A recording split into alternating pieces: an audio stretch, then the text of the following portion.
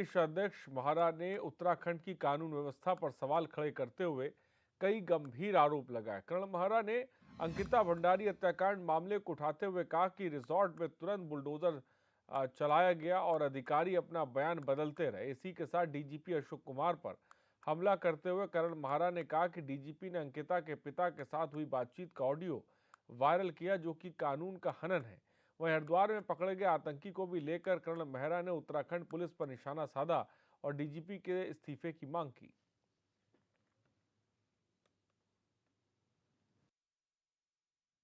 जिस राज्य में जब अंकिता भंडारी मर्डर केस हुआ, जिस तरीके से आनन फानन में कानून को हाथ में लेते हुए वहाँ आगजनी की गई, डोजर चला के वहाँ के सबूतों को मिटाने की कोशिश की गई, अधिकारी अपने बयान बदलते रहे और डीजीपी महोदय ने लड़की के पिताजी और अपनी वार्तालाप को टेप करके जिस तरीके से सार्वजनिक किया, निश्चित ही वो कानून का हनन था। इतने बड़े अधिकारी से ये उम्मीद हम नहीं कर सकते थे। जिस तरीके से हाकम सिंह के रिजॉर्ट में उनके फोटोग्राफ्स थे, वो एक बार को चलो माना जा सकता है, ऐसे जा सकते हैं, लेकिन हर चीज़ बार बार नहीं हो सकती।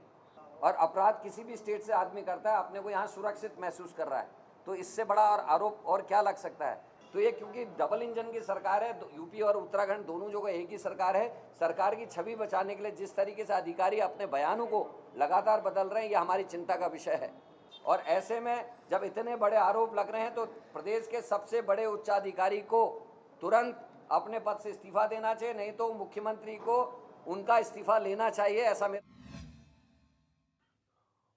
और मुख्यमंत्री पुष्कर सिंह धामी के बीजेपी कार्यालय में जनता दरबार लगाने पर कांग्रेस प्रदेश अध्यक्ष कर्नल महारा ने हमला बोला। कर्नल महारा ने कहा कि मुख्यमंत्री और मंत्री पूरे प्रदेश के होते हैं। मुख्यमंत्री और मंत्री चाहे किसी भी पार्टी से हो, उनके लिए सभी एक बराबर हैं और सभी को न्याय दिलाना और उनकी समस्याओं को सुनना उनका काम है।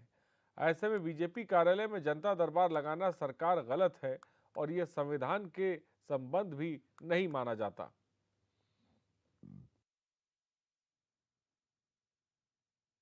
पहले भी वानगी देखी गई है, जब एक मंत्री के दरबार में आदरणीय पांडे जी ने, हल्द्वानी वालों ने जहर खाया था और उनकी मृत्यु हुई थी।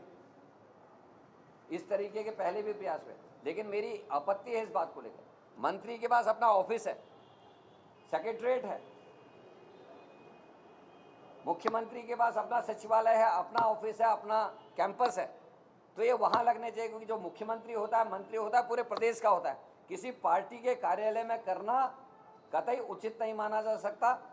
और ये माना जाता है मंत्री और मुख्यमंत्री से कि पूरे प्रदेश के नागरिक को, चाहे वो किसी भी विचारधारा को मानने वाला है, चाहे वो किसी भी पार्टी से संबंध रखता है, किसी भी धर्म को मानने वाला है, उस व्यक्ति की बात को सुनेगा, उसको न्याय देगा और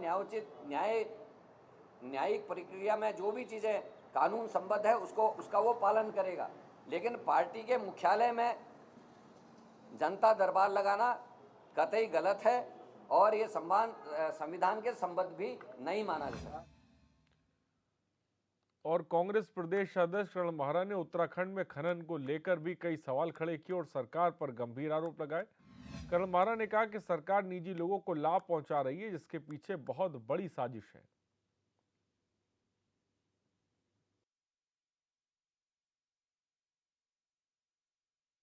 के रेट 24 रुपये थे, जो पहले आप 2017 से पहले, चुनाव से पहले देखें, चुनाव से पहले 32 से 40 रुपये के आसपास तक रेट जाता था प्रति क्विंटल। कुमाऊं मंडल विकास निगम, गढ़वाल मंडल विकास निगम के रेट 24 रुपये थे और ऑक्शन की प्रक्रिया के तहत खनन किया जाता था, जिससे रेट बढ़ जाते थे। सरकार को भी बेनिफिट होता था, कुमाऊं मंडल विकास निगम, गढ़वाल मंडल विकास निगम को भी बेनिफिट होता था, सरकार को अतिरिक्त जीएसटी मिलती थी और जो ट्रांसपोर्टर्स थे उनको काम मिलता था।